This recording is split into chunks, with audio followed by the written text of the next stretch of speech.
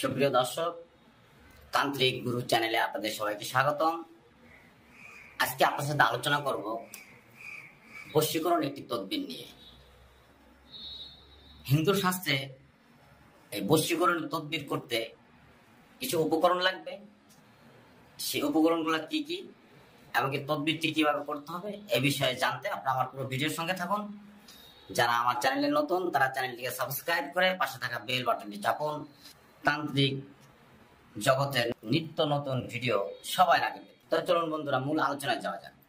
বশীকরণ তদবির এটি করার জন্য আপনাকে সর্বপ্রথম কয়েকটা উপকরণ লাগবে। যদি আপনার জানা থাকে তাহলে অবশ্যই ভালো, জানা না থাকলে আমাদের কাছে জেনে নিন।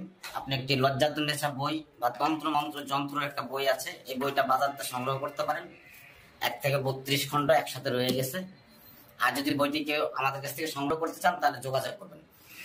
তো যাই হোক, এই বশীকরণ তদবির করতে লাগবে কালো ছাগলের চামড়া। আমার হাতে দেখতে পাচ্ছেন এরকম কালো ছাগলের চামড়া, একটি সিঁদুর মিশ্রিত লাল কলম, সাথে একটি কেচি। আর কিছু দরকার নেই। এই কালো ছাগলের চামড়া এখান থেকে আপনি একটা অংশ কেটে নেন। 2 ইঞ্চি বাই 2 ইঞ্চি কালো ছাগলের চামড়া কেটে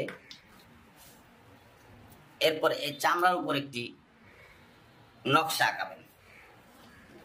এই নকশাটি আঁকানোর জন্য আপনি অবশ্যই একজন সাধু বা যারা হিন্দু শাস্ত্রে মন্দিরে পূজা করছেন তাদের মাধ্যমে কাজটি করাবেন, তাহলে অবশ্যই সফল হবেন।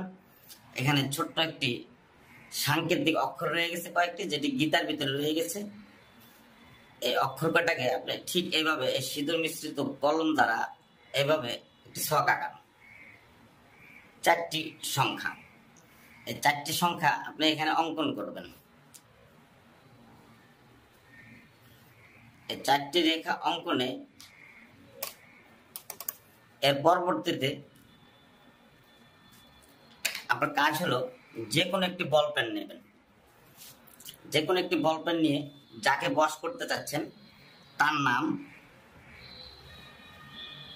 পিতার নাম, মাতার নাম এভাবে লিখবেন নিচে।